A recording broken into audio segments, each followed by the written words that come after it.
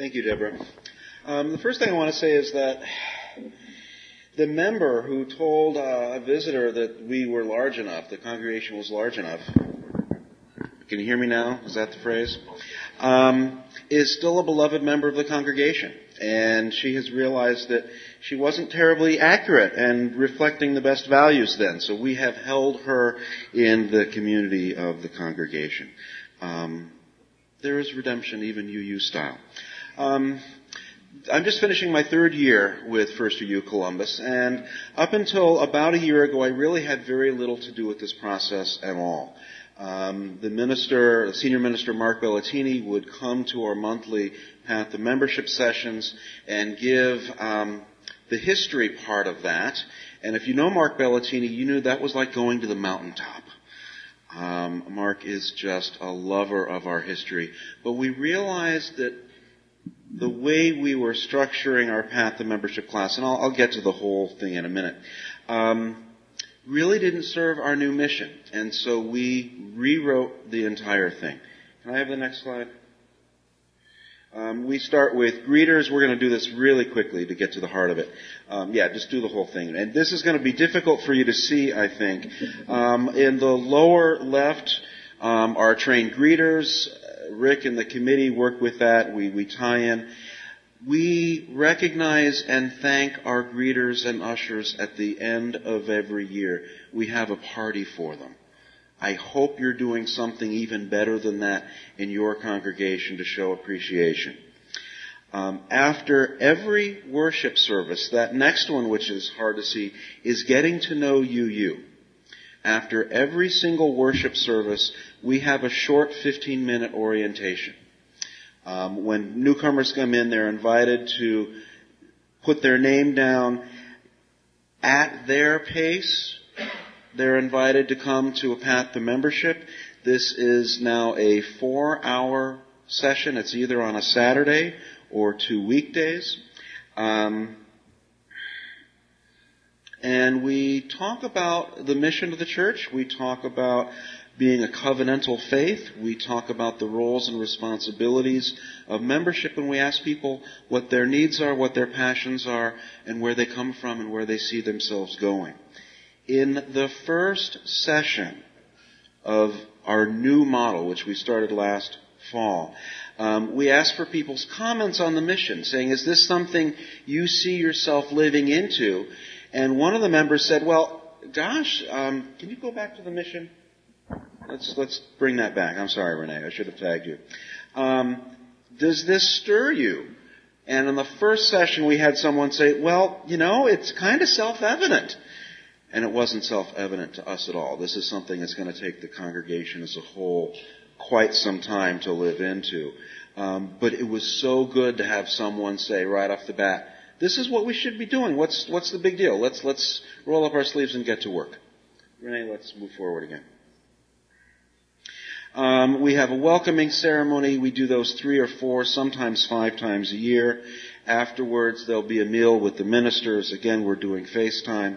Oh, and I should say, with our new Path to Membership model, we took that model and adapted John Lou Johnstone's Tapestry of Faith curriculum called the New UU.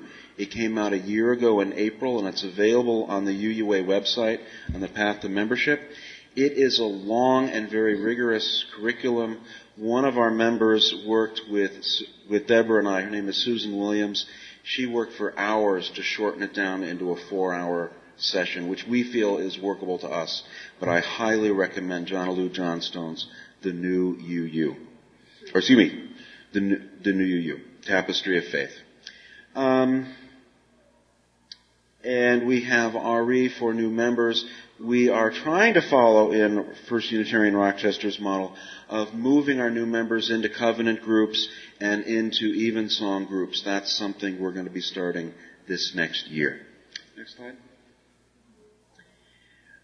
Deborah said that we're the Yaris, the little, tiny Toyota.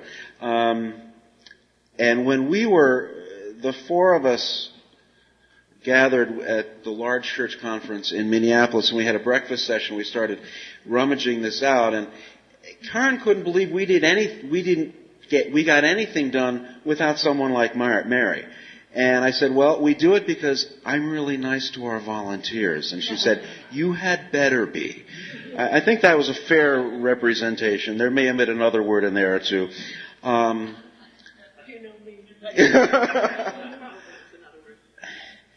Our volunteers put in enormous work. I hope we, myself, Mark Bellatini, my senior minister, and others on our staff thank our volunteers and give them enough kudos.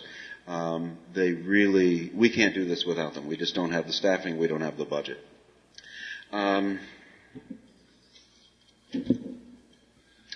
But we fall back on the congregation's covenant of right relationship and our agreements together. Without that, we wouldn't be able to hold each other to the account we need to work with volunteer staff. And this isn't another committee meeting. This is a ministry. This is about how we serve the mission of the church. In our previous model, the minister would come in for maybe an hour of the Path to Membership session. Now I'm there co-leading it with a lay member. Mark comes in as well, so this is a time for them to see both ministers together. That doesn't happen very often. We spend time with the new members via welcoming ceremony and meal afterwards, and getting back to the discipling of volunteer staff.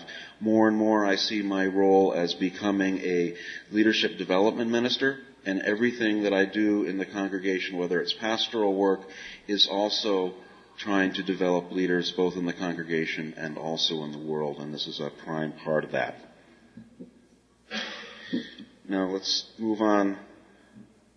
This slide is going to need a little, that's what's going to need a little thing. I asked Renee before, that's not intended to be a baby bottle. That's a glue bottle. That's what holds all this together. The greeting ministry team, the co-facilitators for Path to Membership, getting to know UU team, mentor ministry team, the coordinator of Path who puts in probably 20 hours a week as a volunteer. This is a huge commitment. Susan really works hard for us. And instructors from Evensong. And my job is trying to be the glue just to hold it all together, make sure we're doing what we need to do. I hope you can see there the minister's hours are 10 to 15 hours a month. That may not seem like a lot of time, but with all the other responsibilities we have, that's an awful lot of time, and it really should be more. This is vital work for our congregation.